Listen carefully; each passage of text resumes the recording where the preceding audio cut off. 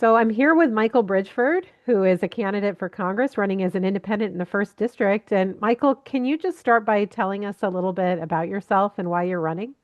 Yeah, I'm running to represent the exhaustive majority of Iowans that are tired of this divisive politics that have just put Congress in gridlock. 2026 is a year where we can really make an impact given the tight margin in the House, one or two votes. Now, half the country identifies as independent. And in our district, in District 1, the majority of voters, or not majority, but the largest block of voters are now no party voters, and they've taken share from both parties. A little bit more about me. I'm 41 years old, husband, father of two beautiful girls, small business owner, self employed as a financial advisor, and also do some advising in the logistics and warehouse space. I've worked in that industry for over a decade. I grew up on a family farm, seventh generation, just 10 miles outside the district. Uh, so that's in my DNA and my family legacy. Um, you know, our family went through tough times back in the 80s and 90s. We were impacted by the farm crisis, and obviously have a lot of empathy for what farmers are going through right now, just being hit from all different sides. I've been fortunate to live around the country, different places. I lived in Texas for a few years, California for a few years, and then now I've been in the Quad Cities area for over half my life. I also left the state and then moved back to start a family, so I can relate to that. Can you tell me, since you're running as an independent, have you always been registered as an independent, or have you participated in either Democratic or Republican primaries or caucuses before? Yeah, no, I've been registered both ways at different times. My wife is an election worker, so one of our traditions when she's working the primary is I bring our daughters to see her Hmm. participate in democracy and doing the right thing for our country. But to vote, as you know, Laura, to vote you have to be registered. So Hmm. if I'm going to go to the primary and take my kids to see my wife, I want to be able to vote. Hmm. And that's just where I think things have gone wrong. I mean, now, like I said, no party voters are the largest block in the district. They're not allowed to participate in the primary to have a say in who the candidates would be. And they don't have a candidate. They haven't had a candidate to represent them. So I think it's time. I know I saw an interview with Rob Sand recently. He said if Iowans can navigate the toothpaste aisle with decisions, they can certainly navigate more than two on the ballot. I was just going to ask you about Rob Sand's plan. I don't know if you've had a chance to look at what he is proposing to do with the primary, to have a wide open primary and then have four candidates advance to the general. How do you feel about something like that? I think that's headed in the right direction. I think the system as it stands is just not working right. We have the primary, the only the highly partisan folks come out to vote, and it's just led to more. And this isn't just in Iowa, but around the country. It's just leading to more and more extreme candidates that are on the general election ballot, and we see the results of that in Washington, really on both sides, where it's just people moving further and further away, and that's making the parties move further away, and there's just no ability to compromise, no ability to want to work together. It's you put a jersey on, red or blue, day one, and that's it. And it's ends justify the means approach, and it's just killing our country. It's gotten to the point now where, like I said, half the country is rejecting the parties. Party approvals are 30% or less. I saw in CNN recently, I think Democratic Party approval rating 28%, Republican Party approval rating similar. Um, I don't know how much worse this can get before we make a change. And that's where normal folks need to raise their hand and say, look, this isn't working. We need to make a change. And at, again, a time where just a small group could have an outsized influence to actually get some compromise, to have an impact on these bills. And in a perfect world, I mean, this is where you get down the line, but to elect a speaker, that you need to have a majority of the votes. It's not just the most votes; you have to have a majority of the votes. In this environment, if just a small group of independents could deny either side the majority, Democrats aren't going to vote for Mike Johnson for speaker. Republicans aren't going to vote for Akeem Jeffries for speaker. That's where you have the potential to have a speaker from the middle. I've been fortunate to meet with Senator Joe Manchin. He's supportive of what we're doing, supportive of some of the groups that have helped me. And that's where maybe there's a figure like that has respect from both sides. And then if we had a speaker from the middle, committees could be organized in a more bipartisan way. Rules could be adopted. We could have more single issue bills versus these monstrosities of thousands of pages that no one even knows what they're voting on. And that's where we could finally try to address some of these 80-20 nonpartisan issues that aren't really Republican or Democratic issues, term limits, congressional stock trading, age maximums for politicians. It's time to at least give those attention. That's what voters want, and they're just deprived of that. Can you talk a little bit more about the groups that you said that are involved or supporting your campaign? Yeah, there's a group called the Independent Center out of Washington. They see the same exact opportunity that I saw on my own. I know you and I talked, I think, last summer, Mhm. and so that's where I think 2026 is the year for an independent movement. There are a lot of great candidates around the country. Dan Osborne ran in Nebraska in 2024. He got, I believe, it was 47% of the vote. He's running again for U.S. Senate. Great candidate in Montana. There's more to come. I know there are other candidates. I know in Virginia they're awaiting a gerrymandering vote to see what's Mhm. going to happen, and I know there's going to be some great independent candidates in Virginia. There's one in Alaska, and that's where again having a coalition of folks that are just common sense, wanting to see things work, wanting to see compromise, wanting to work with both sides instead of this. It's either you have to be here or you have to be here.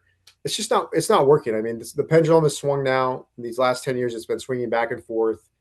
And I think to the everyday Iowan, the everyday American, they are just not seeing anything from that. And so we need to do something different. Can you talk about some of the policies that you would want to work on in Congress? Like, what would be Yeah, your priorities?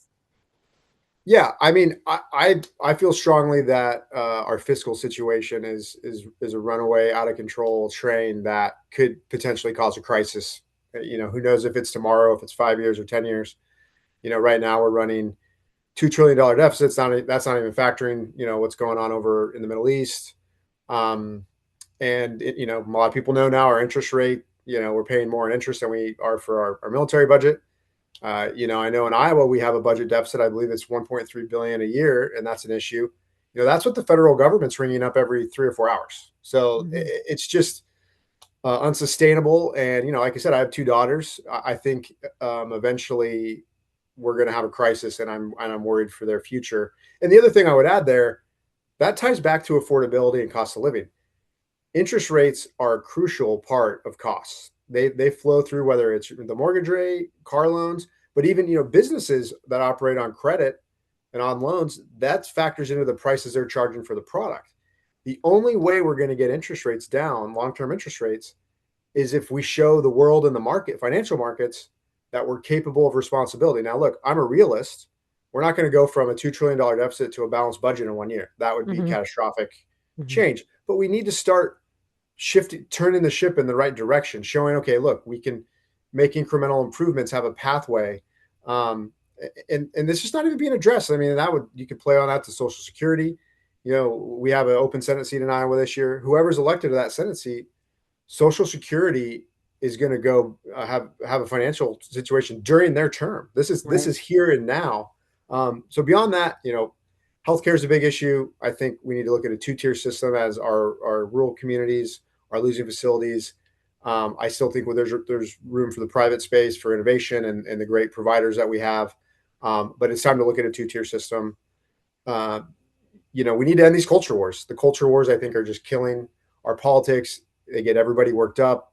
The politicians raise money off of it. But at the end of the day, it's just dividing us and it's not Mhm. leading to any solution. So that's near and dear to me. Can I ask about Social Security? Because I think the Democrats running for Senate have said they would want to lift that cap on income that's taxable for Social Security purposes. Do you have any ideas about how you would address that looming problem with Social Security? Yeah, of course, there's no silver bullet, and that's where a lot of these problems they're very serious, complicated problems. I think we're going to have to look at that candidly. And I think the Social Security crisis could even accelerate as our younger folks are having a hard time finding jobs with AI coming into the fold. College graduate unemployment's at an all time high, and as we know, for Social Security work, we have to have people paying in. And if we're losing employment, especially with younger folks, that's less people paying in. And so, yeah, I think that's going to be. I think it's going to have to be all an above the board approach, putting everything on the table. And again, that's where we're lost right now. We don't have the ability to get in a room and put the ideas on both sides and then find the compromise. But what you brought up, yeah, I think that that's going to have to be on the table. I want to ask you about just some specific hot topics that have been up in this Congress, just to get a sense of where you are. That big budget reconciliation bill, whether you call it the one big beautiful bill or whatever else, is that something you would have voted yet for or not? I don't think I would have, Laura. That added, that's going to add another 4 to 5 trillion to our debt, and that's just too much. I mean, I support the middle class tax cuts, and again, this goes back to the power of an independent. I believe that bill was passed by a single vote, a Yes, it single was. vote, Hmm. and that's where again we're at this moment in 2026, our 250th anniversary of independence, where having just one or two folks there could really move the needle. And it's not saying you got to be here or you got to be here, but to tone to moderate these bills a little bit more to the middle, away from the extremes. And so I get the question of would you voted this or voted that? What I would like to say is I would like to be the person to have the swing vote that makes the difference to make to make it a common sense bill that is more what the everyday exhausted majority would want to see. And we had a few months ago, there was a lot of fighting over the Obamacare, the health insurance subsidies, or the tax credits, rather, for Mhm. the Affordable Care Act premiums. Where did you come down on that? Is that something would you have wanted to see Congress extend those, or what do you think would be the right policy on healthcare? Yeah, I think again that's another area where we're lacking compromise. Those subsidies were initially passed by Democrats under the Biden administration. They had a 3-year sunset on those. I mean, when they passed that, they knew that was going to be the case. They could have initially had those be a lot longer than 3 years had they chosen. That was Hmm. their decision. Hmm. Um, I think that there was an appetite from enough Republicans to do a 1-year extension. Democrats refused that. They said it's 3 years or nothing. And now the everyday person is paying the price for that. Again, paying the price for a lack of compromise. Again, I feel strongly that it's more beneficial to the parties to not solve these problems. They can raise money, they can fire up their base, but that's not helping. And that's why so many people are exhausted and just want to turn away from this because it's just an endless fight. And so there was a middle ground to be had, but both sides are in an ends justify the means mindset that is just endemic of what we've seen this last decade and why we need to turn the corner, break the cycle on that, and say, look, guys, there's room in the middle to talk. And again, I don't want to oversimplify these issues. They're very complicated, but having people just firmly here and here is not getting the job done. Can I ask about currently we're in a partial federal government shutdown. The Department of Homeland Security doesn't have funding. Democrats have in the Senate have insisted on reforms to ICE before they'll approve funding. Can you talk about how you would approach a decision like that? Do you ever think there are issues that are worth going to the mat for and shutting down all or part of the government? Or would you want to keep the funding going while you're negotiating over policy changes? Yeah, it goes back to just how frustrated and tired I think most of us are. Um, I can't even count how many government shutdowns we've had recently. I don't. I mean, honestly, I really can't. You just almost get numb to it, and it's depressing that that's the state of affairs when we have so many problems, so many important issues. And back in March, I read that airports were having to start food pantries for TSA workers, and it just is incredible to me that we're especially now being in an active conflict. There's potential sleeper cells, domestically here that could be an issue. We have got to get to turn this temperature down and compromise and find out a way to work together. Your question is there. What I would say going to the map for would be getting a speaker from the middle. I think that's where the solution of having a partisan speaker is. They take fully over the House, run it, and it's not working. If we could get a speaker from the middle, that would go a long ways to changing how Congress functions and then filtering all the way through Washington. But I'm just so disheartened by the shutdowns, and it's impossible to even keep track of it anymore. It's really too bad. Speaking of the war in Iraq and or in Iran and security, would you vote? How would you vote on a war powers resolution to constrain what the president's doing in Iran? Would you vote for a supplemental funding bill? I think they may ask for something in the range of 200 billion. They're also asking for just a 40% increase in the regular defense budget. Can you describe where you are on some of those issues?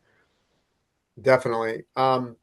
First of all, my thoughts are with our service members in harm's way. It seems like the news has been more positive recently. I hope it stays that way. I hope everyone comes home safely. We get to a diplomatic resolution. And then my condolences to the families here in Iowa that have paid the ultimate sacrifice. It's tragic. Any loss of life is unbelievably tragic. So being a private citizen, I'm not privy to all the confidential, privileged information that when you're in government you receive. And I think being in Congress, you would need to have that to really make a decision. Going back to when this started in the first days, I do think we're approaching 60 days here, and Congress definitely needs to have a say in going further.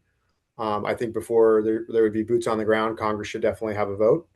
But again, they're going to have access to information that I wouldn't have access to in making in terms of where Iran's nuclear capabilities are, and even going beyond that.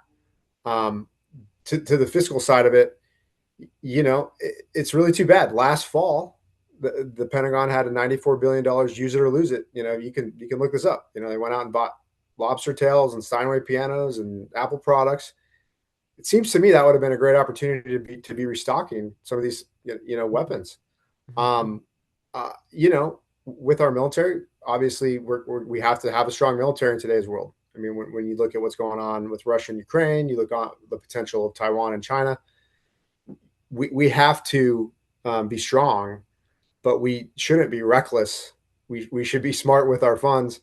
And what we're learning in Iran, when you have a $10,000 drone and it takes $1 million missile to negate that math doesn't add up. So that's Mhm. where we need to quickly pivot, because that world is changing dramatically and very fast with AI and robotics and drones. Mhm.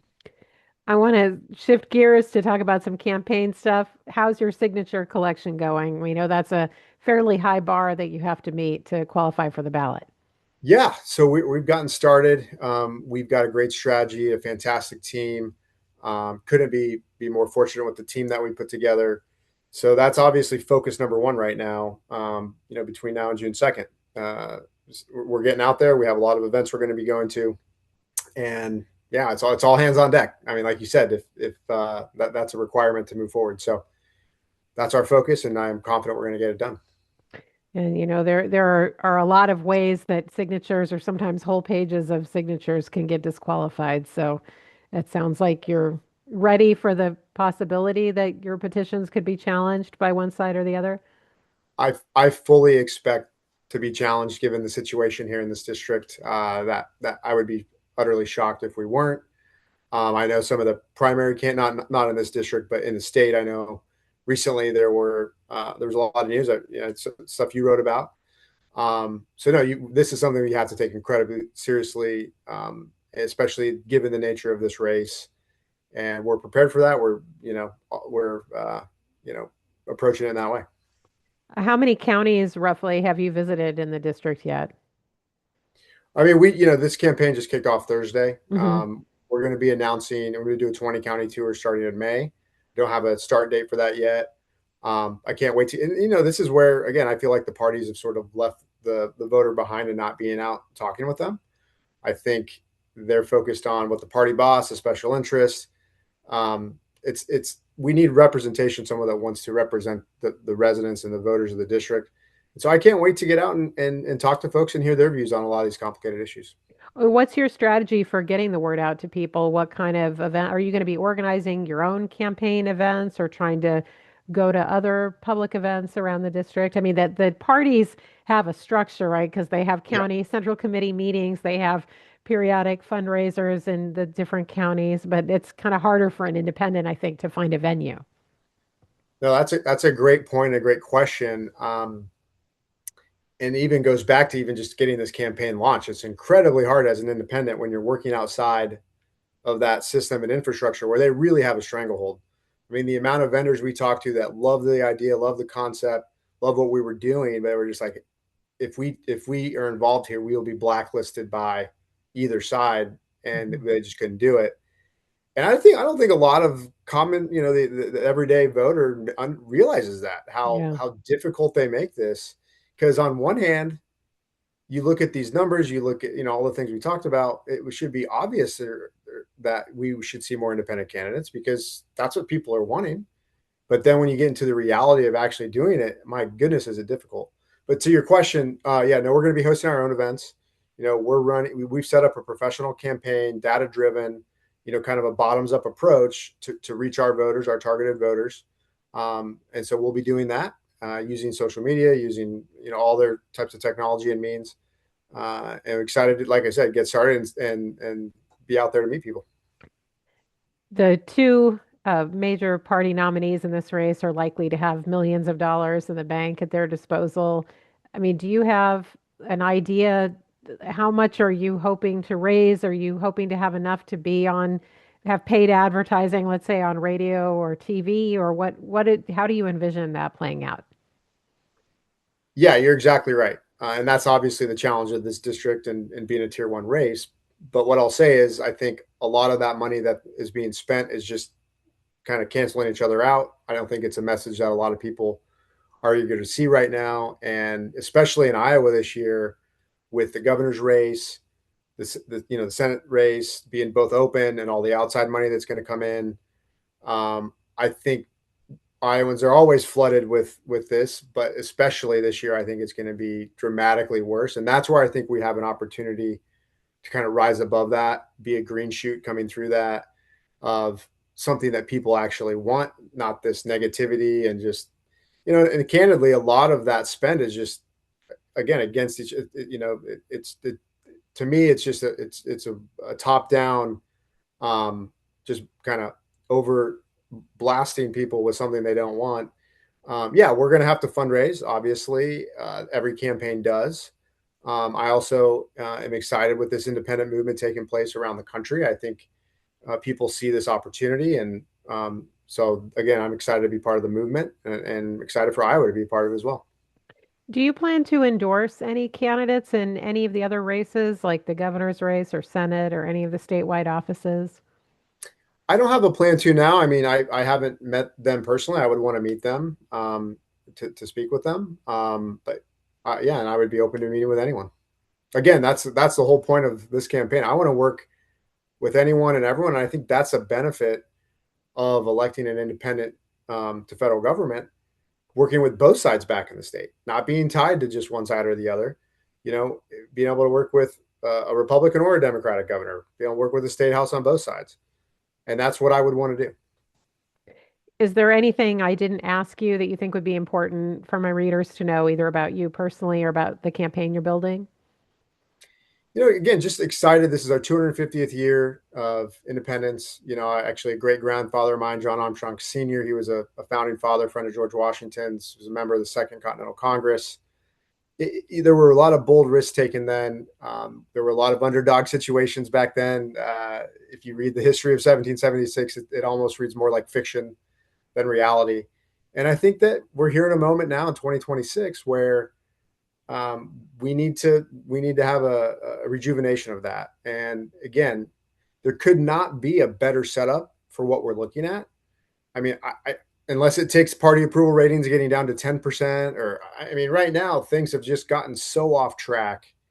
People are so frustrated, as they should be. It's time to make a change. It's time to do something new. And again, I'm excited to be a part of it this year. I'm excited to be for the movement that's taking place around the country, and excited for Iowa. And I'm hoping people will join us. Michael Bridgford, thanks so much for taking the time to talk with me. Thank you, Laura. Oh, I forgot to ask, where can people find you online?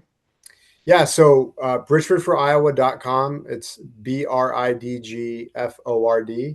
And we also have Facebook, Instagram. We'll be adding more social media as we get into the campaign. Bridgeford for Iowa.